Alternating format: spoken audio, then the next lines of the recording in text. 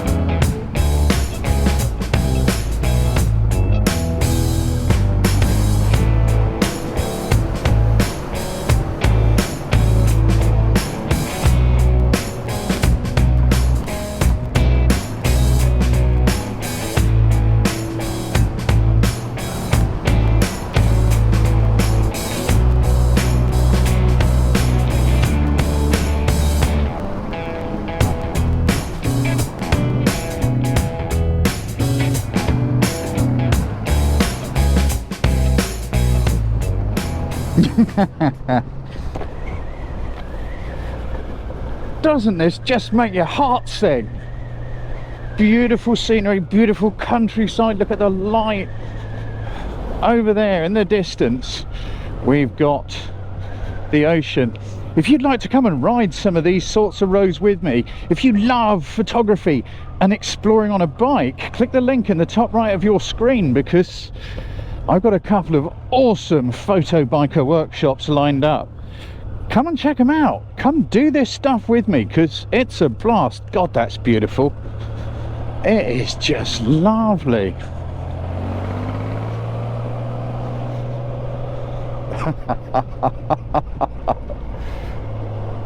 I so want to stop and start taking pictures of this misty distance, but I want to stick to the plan, because there's a few clouds starting to appear in the sky, which is really good news, because I was hoping there would be. And I need to go and have a look at this particular place from a couple of different angles, because I haven't photographed it before. I want to see what we can make out of it, do a bit of research, see what pictures we can get. If you'd like to get some free regular monthly challenges, is probably what I should have said, have a look in the links in the description, because there's a rake of good stuff in there for you, from free sample of my masterclass in photography online course, other photo workshops in different places around the world.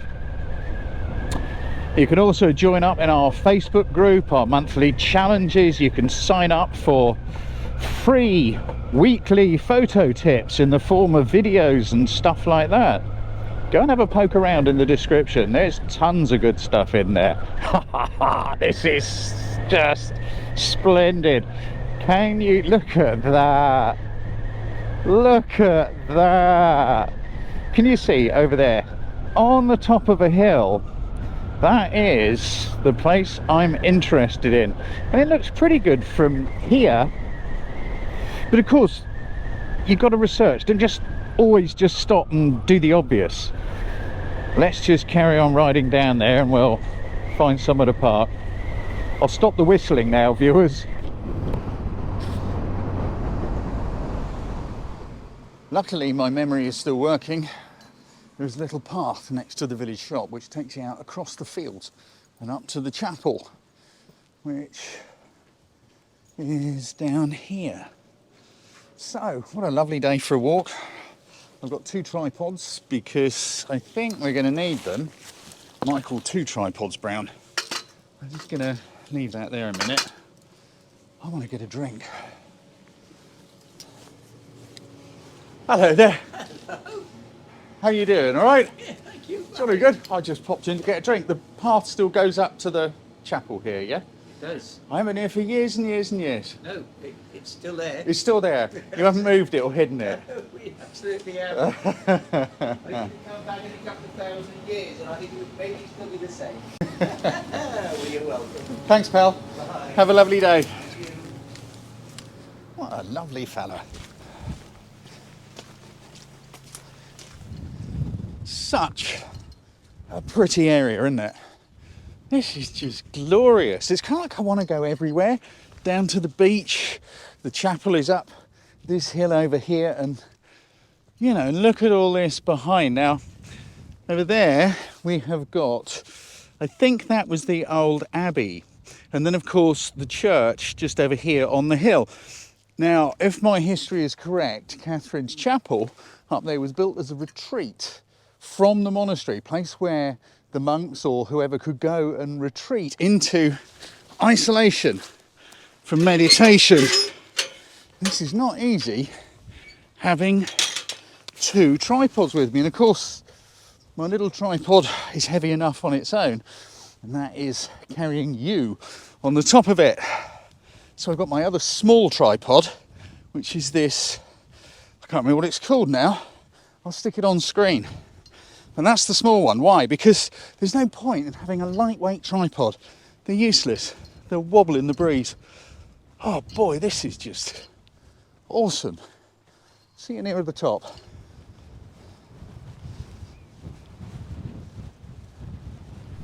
Well, there's a gusty old wind flap blowing up here. Fabulous view. Absolutely gorgeous. So, first thing, how do we go about photographing this? Because it's not easy. Something to always remember is if you are in the scene, it's usually very difficult to photograph it. We're probably way too close. Now, if you look at the surrounding area, you'll see that we are right on the top, right on the very point of a hill. Now that isn't going to help really. So let's have a quick look. Now obviously a corner is probably going to work best. So let's nip down here. I'm doing this with one hand holding you on a tripod and the other just holding my camera. So forgive me if it's wobbly. Let's just move up a little bit and see. Now the light from down here is pretty good. I'm just going to take a picture because I don't have enough hands to roll video. I really like the light. It's not bad at all. It looks pretty good. What I don't like is the convergence. I don't like the way the old chapel is kind of bending up in the middle. That is not great. And it's because we're looking up and we're too close. If we go to the other corner,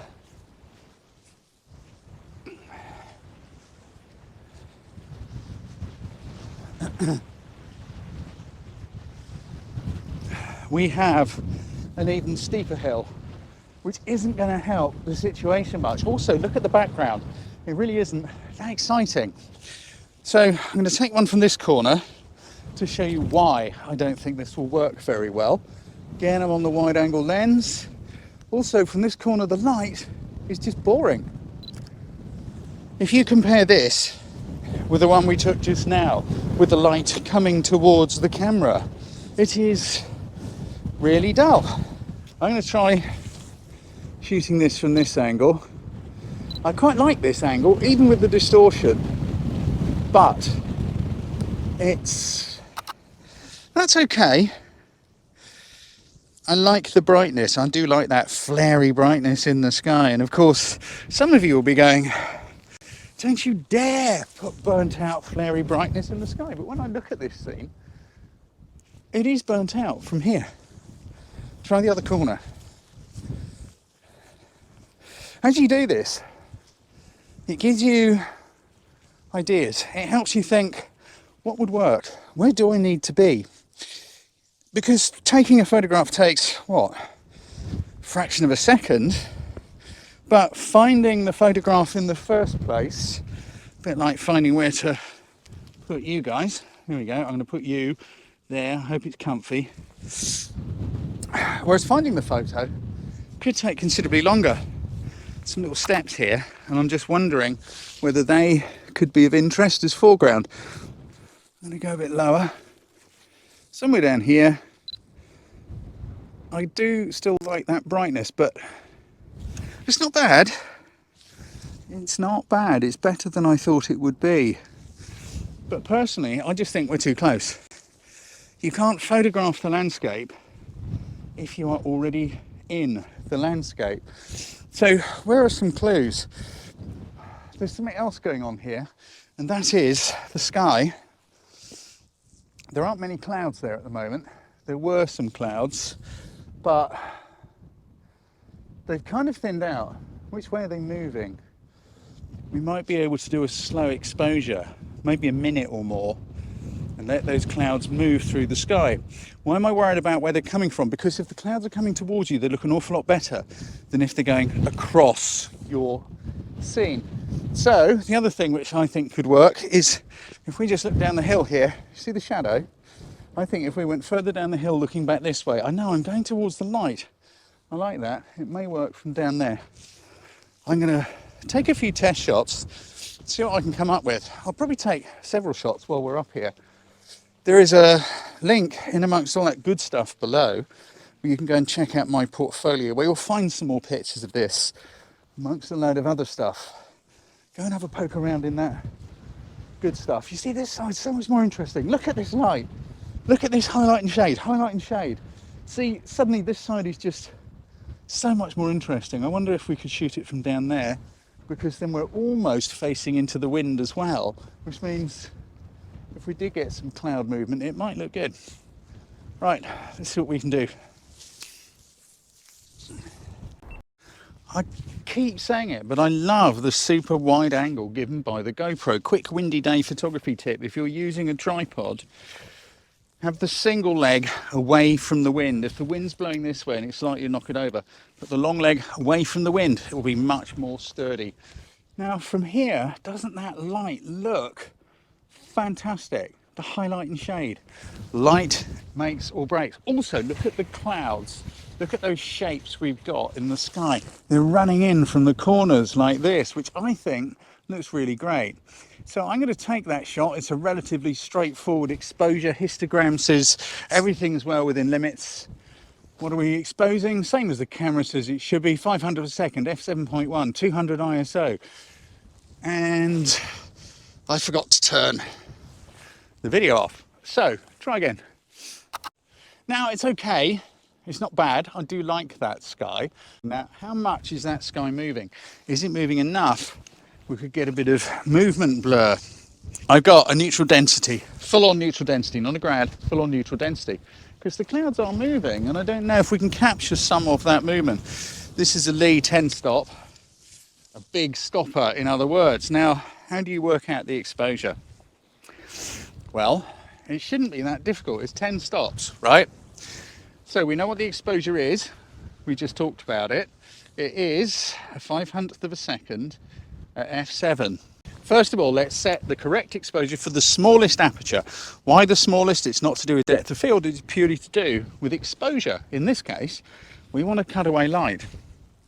So f22 at 200 ISO, I have to use 200 ISO because that's as low as this camera goes. Some go a lot lower. Now what we've got to do is start taking away stops. Right, so a stop is a halving or a doubling, really simple. 60th, we just take it down to a 30th, one stop. 15th, another stop. 8th, another stop. Quarter, another stop. We're down to 4 stops. We've got a way to go, haven't we? A half. Okay, we're now 5 stops. You get that? We're halving all the time. So a half, we now go to 1. We're now at 6 stops. Then we go to 2. We're at 7. 4. Yeah? We're now at 8 stops. Now, I want a slow shutter speed, so we're just going to keep going. 8. And then if we can get 16 seconds, okay, 15 seconds. 15 seconds, that is 10 stops. It's a 10 stop filter, it's moving 10 stops of light. We've now got a really, really slow 15-second exposure. I wish. And at just that very moment, the battery on the GoPro died. Why? Because I was watching the clouds, concentrating on the photography, because once those clouds went, we had an empty sky, that movement shot wouldn't have worked. But hey, every cloud has a silver lining. We've got the opportunity to come back here and do a little bit of a recap on that light and those compositions, because to be honest with you, this composition, this angle, it doesn't work. So we're going to come back in a part 2 from a very different location and a different angle, and I'll be sharing with you how I got this shot, which looks a whole world better. But for now, let's just have a little recap on what's going on here. First of all, light. Light is king. Light is the most important thing in the whole world, because look, light and shade, light and shade, light and shade, light and shade. It is giving texture and shape to the old chapel, regardless of the fact the composition isn't great. But it looks a lot better in this light than a similar composition with the light going with the camera. Now it's just dead. It is just so dead and boring. So light is king. If you have to shoot something from this sort of an angle, which I'm sorry, it's just not great, but if you don't go, you don't know. And that was the whole point of going here and finding out what it looked like up close. But if you've got to shoot from this angle, go against the light and not with it. Speaking of going against the light, a couple of the other test shots. Yes, I know the sky's burnt out and the purists will be going, oh no, you mustn't do that. I'm sorry, the sky burns out sometimes. Go look at a really bright sky with your eyes. It's burnt out. Get over yourself. How about this one here? I like the ray of light. I quite like the way the light is playing above the little chapel, but I don't like the fence. And again, we're just way too close. This one kind of works using the steps, but I also like the light behind the chapel. I just think it looks a lot nicer. But again, I didn't film this because in the interest of brevity, because this film would have lasted forever. What about this shot here? So the clouds, they're moving towards the camera. Look at the angle of them. They're coming from each corner of the shot. Put stuff in the corners leading towards your subject. It's going to make the picture a lot more interesting. And I just kind of like this little human figure down here taking a selfie from the look of it. But anyway, so what do we want to do? Well, we want to use the superpower owned by shutter speed, and that is how to control movement. So we've got to get rid of some light so that we can set a slow shutter speed. So the shutter speed has become our primary exposure control. How do we get rid of that light? We put a big stopper, ND filter, 10 stops of light gone in front of the lens. What is a stop of light? It's a halving or a doubling. These are things as photographers you really have to know and be totally at ease, confident and comfortable with, because otherwise you can't be creative. You're going, oh, I don't know, what setting shall I use? Panic, panic, panic. How can you possibly be creative? How can you possibly notice that the light is so much nicer from this angle than it is from that angle? Come and have a look at my online masterclass in photography. Why would you buy an online course when there's all that free stuff? It's because trying to learn everything from everyone is like trying to make a beautiful picture from random pieces of different jigsaw puzzles. There will be gaps in the information that you'll be trying to fill in for yourself. You're making your own course out of random pieces of different jigsaw puzzles, and it isn't the most efficient or best way. Go invest £55 or whatever it is, and it's refund guaranteed. I'll remove that pain for you forever. And if you don't like it, I'll give you money back. What more can I say? So stops. We have got, look up here, our 500th of a second, and we took that down to a 15th. How did we do that? Because we changed both the aperture from 7.1 to 16, and we changed the shutter speed from a 500th to a 15-second long exposure. So how do you work it out? You know you got 10 fingers, right?